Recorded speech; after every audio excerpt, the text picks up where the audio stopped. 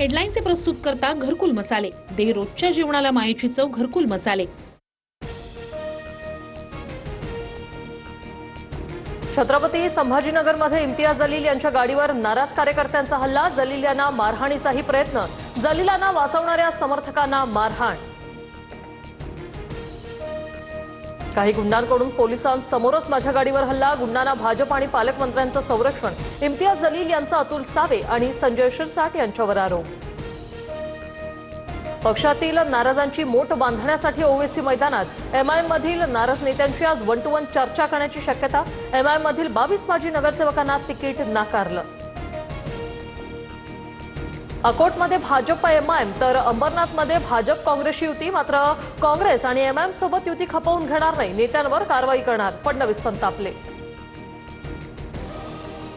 अंबरनाथमध्ये भाजपला पाठिंबा नाही, युतीबाबत अंबरनाथचा तालुका अध्यक्षांकडून स्पष्टीकरण मागवलं। हर्षवर्धन सपकाळांकडून स्पष्ट, तर अंबरनाथचे काँग्रेस अध्यक्ष प्रदीप पाटील यांचं निलंबन। लातूरमध्ये मुख्यमंत्री फडणवीसांचं डॅमेज कंट्रोल, महाराष्ट्राच्या जडणघडणीत विलासराव देशमुखांचा मोठा वाटा। चव्हाणांकडून वक्तव्याबाबत दिलगिरी व्यक्त, फडणवीसांचं विधान। अर्ज माघारीसाठी राहुल नार्वेकरांकडून दबाव, नार्वेकरांकडून जुन्या माहिती देत अप्रत्यक्षरित्या धमकी। वॉर्ड क्रमांक 226च्या अपक्ष उमेदवार तेजल पवार यांचा आरोप नार्वेकरांनी फेटाळला।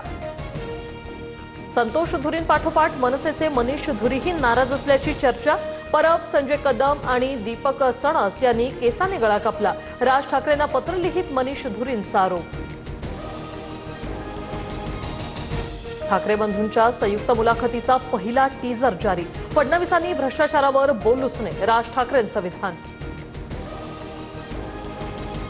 पुढील आठवड्यात जिल्हा परिषद निवडणुकीच्या घोषणेची शक्यता, पहिल्या टप्प्यात आरक्षणाचा वाद नसलेल्या 12 जिल्हा परिषदांची निवडणूक।